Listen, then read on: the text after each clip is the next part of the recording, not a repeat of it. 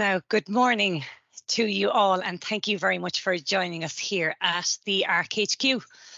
I'd like to welcome each of you today to our webinar. We are thrilled to have a diverse audience comprising of school principals and IT and policy post holders. Most of you are probably very familiar with our Managing Director, David McCarthy, who will be delivering today's session.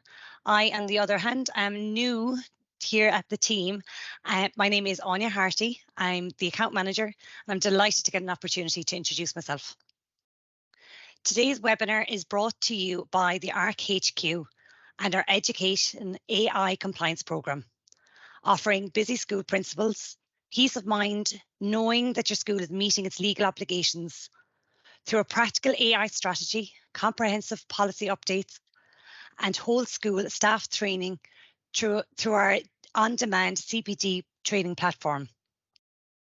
All of this designed specifically for schools. Now, that's the salesy piece out of the way. Today's webinar, AI in Schools, Keeping Your Privacy on Lock, will provide a well-rounded understanding of AI's role in modern educational settings. We will explore the legal landscape, including crucial GDPR considerations, explore potential privacy and policy risks, and examine the impact on your school's policies, covering acceptable use, data protection, anti-bullying, and IT security. Furthermore, we will aim to equip you with actionable strategies for AI use in your school, along with robust privacy protections. In a few minutes, I'm going to hand you over to David. But first, I'd like to give a little background on what makes David an expert in this field. There are a lot of reasons to get tongue-tied here, so my apologies in advance. David's recognition as a Fellow of Information Privacy by the International Association for Privacy Professionals, alongside with his credentials as a Certified Information Privacy Manager, a Certified Information Privacy Professional, and a Certified Cybersecurity Professional under the NIST framework, underscores his deep-rooted expertise in privacy matters. David recently presented this topic to over 270 heads of school in Boston at the Association of Independent Schools in New England annual conference. Today, the topic will, of course, be tailored to the Irish educational sector and the impact AI is having here. With that, I'll hand you over, and I hope you enjoyed the session. We will try to keep it to the 45 minutes, but if anyone wishes to hold on at the end, we are available for a Q&A session at the end. And over to you, David. Thanks, Anya. All right, good morning, everyone. I hope everyone's keeping well.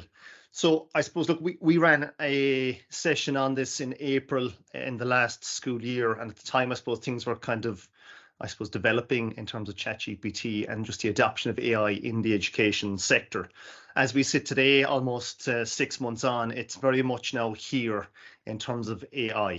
So those that are using, I suppose what I would call maybe our core tools in schools around the country, the likes of our Microsoft 365 and our Google Workspace, over the coming weeks, we'll start to see emails coming through now, introducing the use of whether it's Google Bard and its integration into our Google Workspace tools, or in the case of Microsoft, their Copilot tool.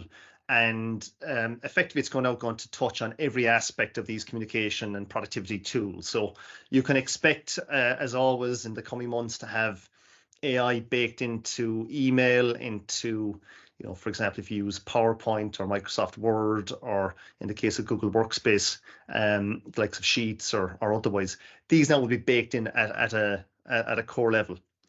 At a recent conference, this slide was put up. I thought it was very interesting. This is a US company, a company called Reach Capital. They have effectively, over the summer period now, have gone out and they've just researched the educational technology market. Now, a lot of these tools, some, and at least some variation of these tools, are available in the Irish market. But what they basically found is now that AI is being baked in, and I know it's quite a crude term, it's been baked into an awful lot of these tools now in the US, and it's only a matter of time, and I would say in terms of AI, weeks or months rather than years before you start to see these being adopted and implemented and integrated within service providers' tools here in this country.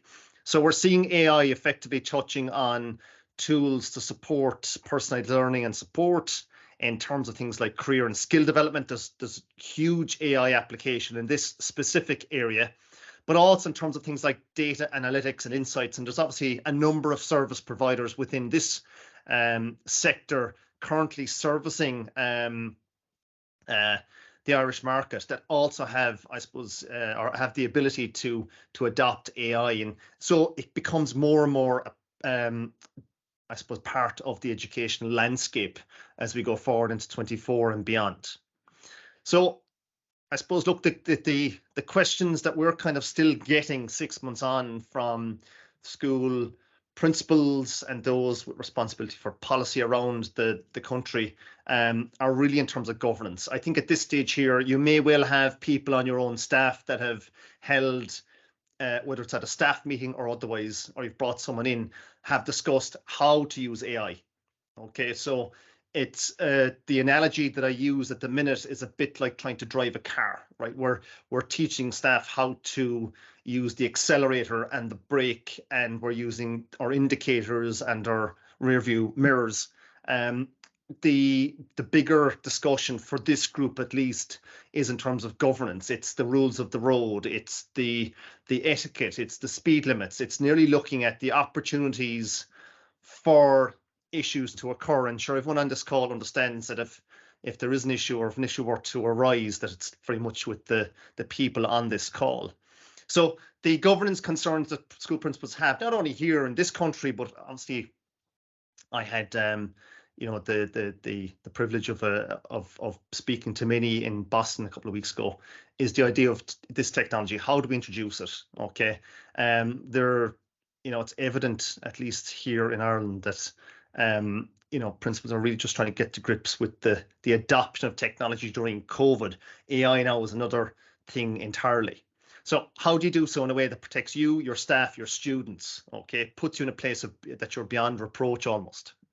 The next piece is privacy. Obviously, look, we come at it from a privacy perspective. This webinar has been, or this opportunity to have this webinar is circulated with schools that we work with. Okay, and for many of you, we've worked with you on, you know, GDPR compliance programs over the past number of years. But there is a significant privacy concern, given the fact that AI will be regulated in Europe and in this country specifically by the Data Protection Commissioner.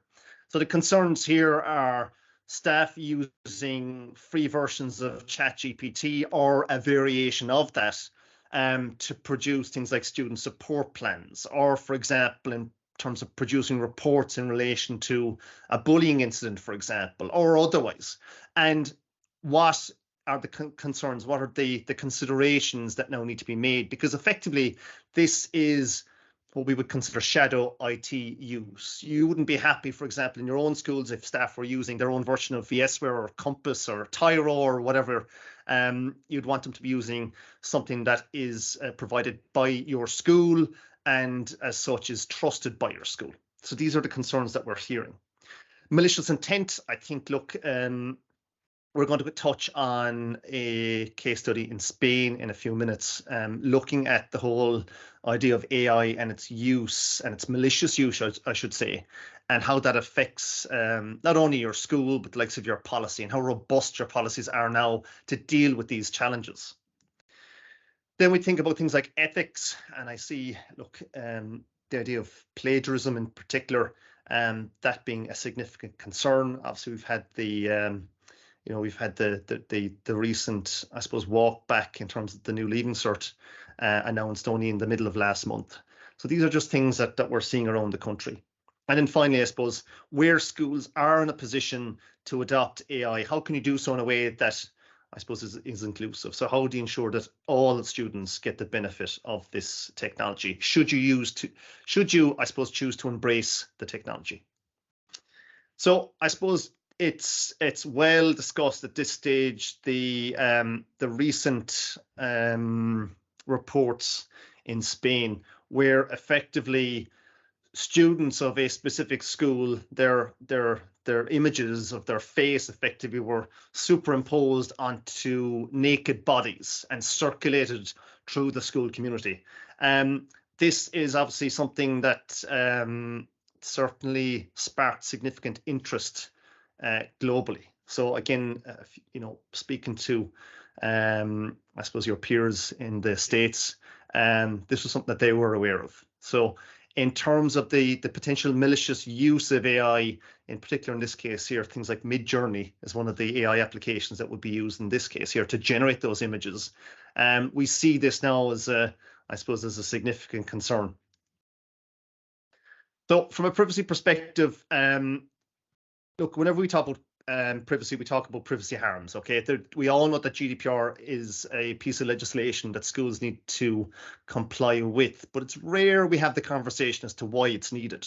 And so we talk about privacy harms, and effectively, a breach of privacy has the ability to affect an individual, a student, a member of staff, yourself, even in two ways. So a guy called Ryan Calo has done huge work from a privacy perspective on identifying those harms. And we talk about objective harms and subjective harms.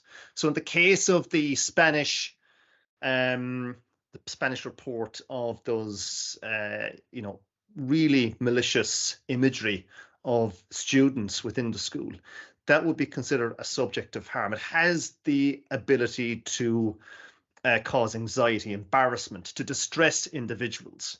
And the legislation that we have, our general data protection regulations, state that, in this case here, whilst it has been generated from the school, but it does touch on the school community. The reason why we have legislation is to try and counter some of these privacy harms. And so when we look at, say, the wider scope here around privacy, particularly, I suppose, here in this country where we have well-established data protection legislation, we're really trying to focus on the areas that foreseeably affect schools. So we're really focusing here on things like misrepresentation. We're talking about things like manipulation of images. We're really worried about things like privacy violations, where we're putting personal data or special category data, in the case of health data or AN information or psychological assessment reports, into these AI tools, but without the necessary safeguards in place to protect you and your board of management. And so in the second half of this presentation, I'm going to go into some detail around some real practical things you can do to address some of these foreseeable risks. Okay, but really, anything that we do in terms of our GDPR projects with schools, we're really trying to focus in on minimizing those privacy harms, both for the student, the member of staff, the wider school community, for you and for your board of management. And so all of you are very, very familiar here in terms of the obligations on the likes of your boards of management to, I suppose, put in place appropriate technical measures to protect the privacy of your school community, but also the organizational measures that are required to protect personal data as well. And this really is going to be the foundation of our discussion this morning. Okay, so in terms of the board's obligation, this is the last, I would say, the last a dense element of this discussion. But really, what we're trying to focus in on here is integrity and confidentiality, right? Accuracy of information that goes into AI systems and how they come out. But if we look at just for a very, I suppose, if we take a step back for a second, really the concern as I see it now is because a lot of these tools, these AI tools, are not baked into, or they're not available yet in terms of, say, for example, Microsoft 365 or your Google Workspace to a large extent. We're seeing staff and schools using AI, using free accounts without having their driver license, so they're not aware of the privacy concerns or the security concerns. And we're also obviously seeing then the opportunity for malicious intent outside of this. And the piece of legislation that will be used to address this with schools and boards of management will be, in fact, the general data protection regulations, and the regulator being the Data Protection Commissioner. So this is why we're really focusing on practical strategies. So look, I get it. I've worked with many of you for an awful long time at this stage. There's a lack of headspace and time and knowledge and awareness, and it's very difficult to figure out how you're going to prioritize this additional piece on top of everything else that's going on within your schools. So take from the next slides what you need, but understand that this is very much a best practice approach, designed to address what we see now are the key considerations as we go around the country. So really our focus here is trying to figure out, look, we know that there are these issues. What do we need to do to address them? And how do we do so in a way that's not overwhelming, but that at least addresses the matter in a way that we can, we can put in place basic fundamental safeguards. That's the approach here. So look, this is your detailed action plan. Look, it's very much best practice. It's not a pick and mix approach from our perspective, but I do think there's lots of value in looking at each stage of this and trying to understand exactly how you might implement this in your own schools, work with your own policy post holder or ICT post holder or group of individuals to get your arms around AI and put yourselves in a position where you at least have some basic foundations in place. So I think, look, a lot of this is probably coming from some of the stuff that we're doing and that we're seeing probably in the US. But look, in terms of an AI committee, I know there's committees for committees, okay?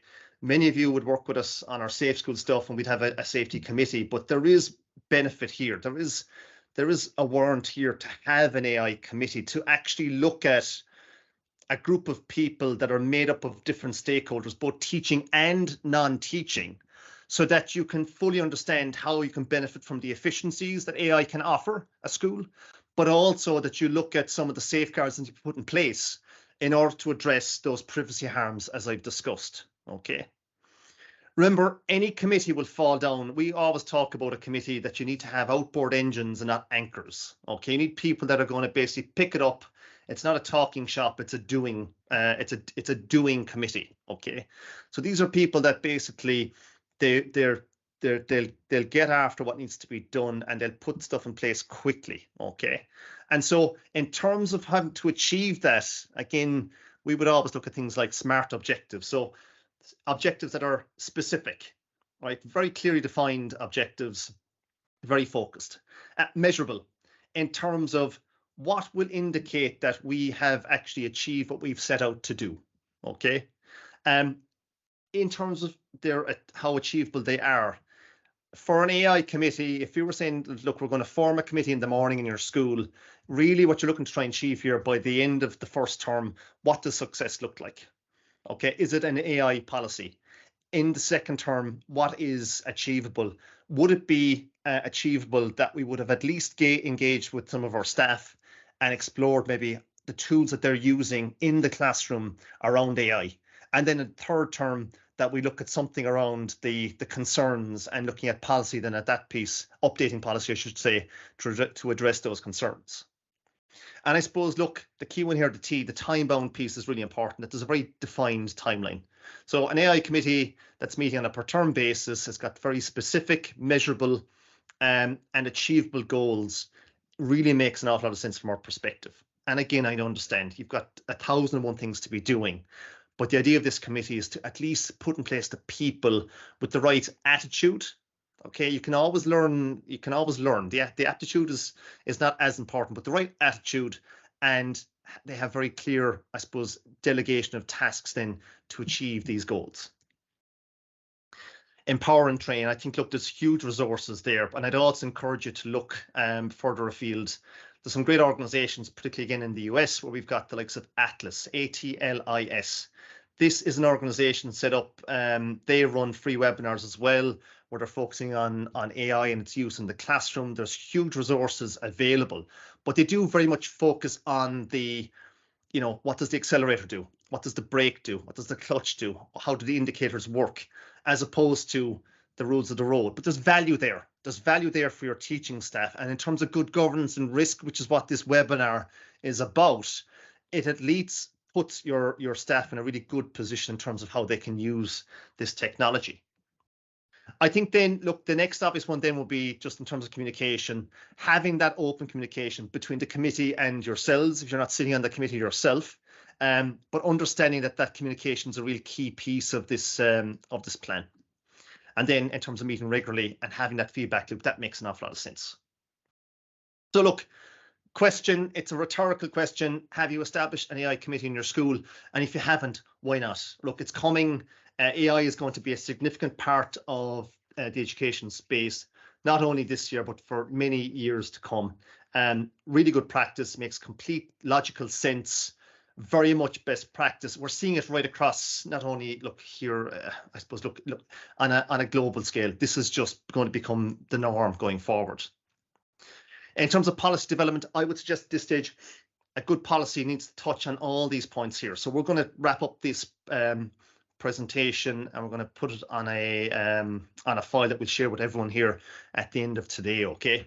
But look at the responsibilities of staff, students, look at the likes of the service providers that you're going to engage. What are your guiding principles? Are you going to embrace AI? Which I think most schools will at this stage. And what are those principles? What are they going to look like? How are you going to deal with things like privacy and data considerations? How are you going to deal with things like the ethics and plagiarism? But really key to all this is the usage guidelines, okay? And this is the equivalent of the mobile phone policy in each of your individual schools. Many of you might have a policy whereby the mobile phone will be taken out only under the instruction of the teacher in a classroom with their express permission. The same now needs to apply for AI. Okay, under what circumstances is it now acceptable for AI to be used, whether it's in terms of project work or otherwise? How are you going to now manage that piece? And I get it. Look, the Department of Education are playing catch up in many respects in terms of this, but we've had AUPs, acceptable use policies, for the last 10 or 15 years. Okay. I don't expect that there's going to be something very clear cut. I think it will be left up very much to the individual school to actually set out their own AI policy under a broad framework, okay? Then I think the next piece then is, if you are looking at tools, the best recommendations I can give all of you on this webinar this morning is to look at bringing those AI tools in-house, okay? It's all well and good knowing that they're being used by staff on an individual basis, but there will come a point where you need to take that in-house. For many of you that we've worked with over the years, you'd be familiar with some of the documentation and the risk assessments that we've prepared for the likes of the use of VSware or Microsoft 365 or for CCTV use within your school and how it impacts privacy within your school. The same applies here in terms of this type of technology. There is significant risk to the rights and freedoms of those and the information of those that's put into these AI tools. It's not acceptable now, I'm sure, in many of your schools for staff to work off a personal Gmail account. Okay, for school communications, you will want them to work off a dedicated @school.com or @school.ie email address in order to do their work. So the same logic applies effectively. And in order to get there, really, it's through this AI committee where you're just looking at how do we evaluate AI tools? What are the types of tools that we're going to actually bring into the classroom and how are we going to use them? Are we going to focus on exclusively our chatbots like ChatGPT or Microsoft Copilot or Google Bard, or are we going to get creative and use some of the other types of AI, the likes of the image generation technologies, Midjourney, for example, or DALL-E 2, okay? And for some of you that are not familiar with some of these terms, I do apologize. But look, these are just, I would say at this stage, widely available, widely used, particularly within the education space. And so there's lots of opportunity here to look at those tools and say, well, look, there is benefit here, but how do we bring it into the classroom? How do we evaluate the type of tools? What type of information we're going to put into these? How are we going to deal with the outputs that are largely going to be, whether they be accurate or inaccurate? You're as likely to get a response from a chatbot that Ferdinand Magellan discovered America as you will Christopher Columbus. So these are all the considerations that we need to look at. I think at a very basic level, if I could again offer more like really good sound advice, if and when the time comes that you're implementing AI in your schools, look hard at the third-party management. Look at the likes of things like a service level agreement. Pull from the service provider their privacy policy. At least get in place a data processing agreement that sets out how that third party is going to process personal data of you, your staff, your students, and wider school community. Understand how it's going to be used, if there's going to be any third party uses of that data, and just put yourself in a position where you're meeting those obligations under the general data protection regulations, okay? And look at the security controls. And I suppose touching on the piece earlier, as I mentioned, for many of you, where there is a high risk to the rights and freedoms of staff or students, there is a requirement for boards of management as data controllers to produce privacy impact assessments, where effectively here we're identifying and evaluating the risks associated with using, in this case, AI, and that we're putting in place measures to actually configure the software so that it actually protects personal data in line with the privacy policy of the individual. Then I suppose the next obvious piece then here, and I'm conscious that, look, there will be questions, so feel free at the end of this discussion now to start putting stuff into the chat, or at the same time, if you want to just unmute and jump on the call and ask the question. You all know me very well at this stage, and I'm sure many of your peers will have the same question, I'm sure. So just, feel free, the opportunity is there in a couple of minutes, okay? In terms of policy, again, the best advice I can offer, at least within your data protection policy, make reference to AI use, okay? What type of AI are you using? Who's providing it? What's the type of information that's going to go into this system? What are the safeguards in place to keep personal data safe and secure? I think at this stage here, the likes of an acceptable use policy for staff and a separate AUP for students makes complete sense. If you remember, I spoke earlier about the idea of an AI policy which sets out in very clear detail student usage guidelines and staff usage guidelines.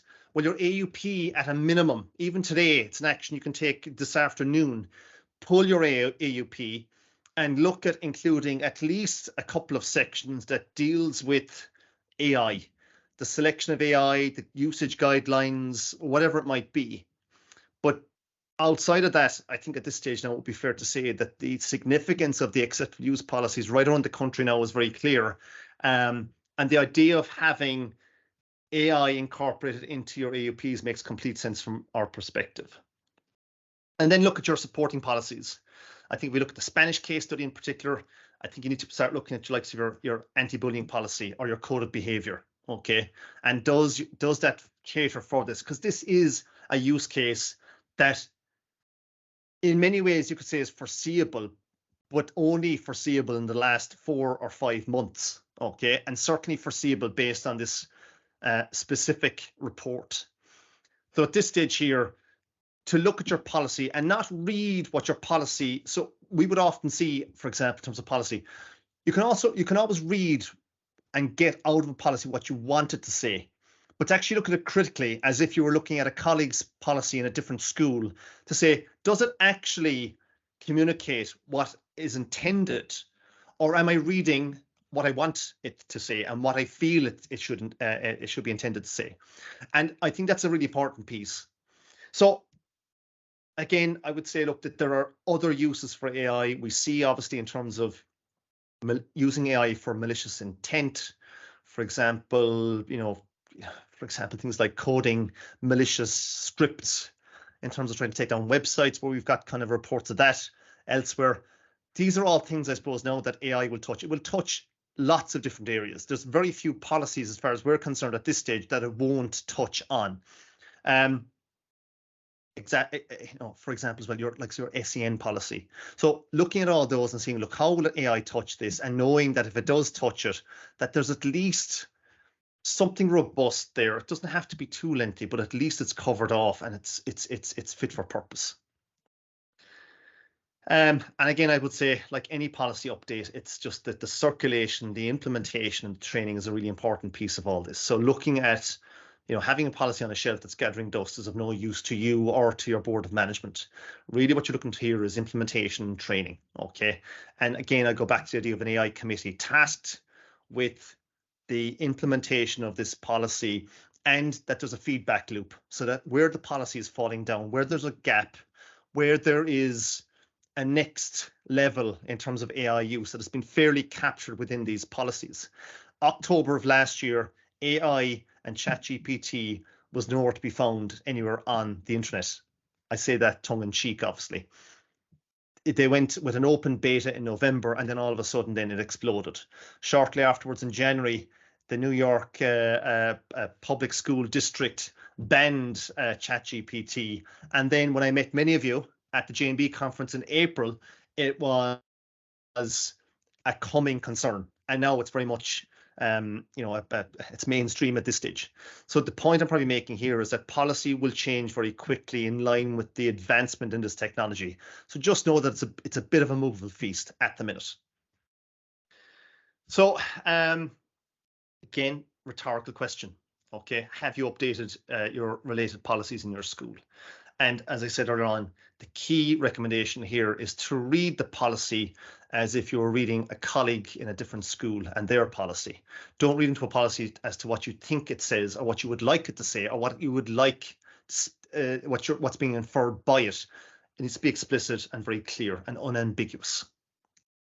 So final few bits, I suppose, look, you get the opportunity obviously to implement AI. I think it would make complete sense at this stage that schools would not look at a full-scale deployment of AI in their schools. I don't think it makes any sense, for the simple reason is that we do not at this stage have a full appreciation as to the impact of AI, both for its efficiency and benefits and also for the disadvantages of the use of this AI. Okay. I think it needs to be done on very much a phased basis. I would work with from a privacy perspective, again, it's the angle that I will come at this, okay?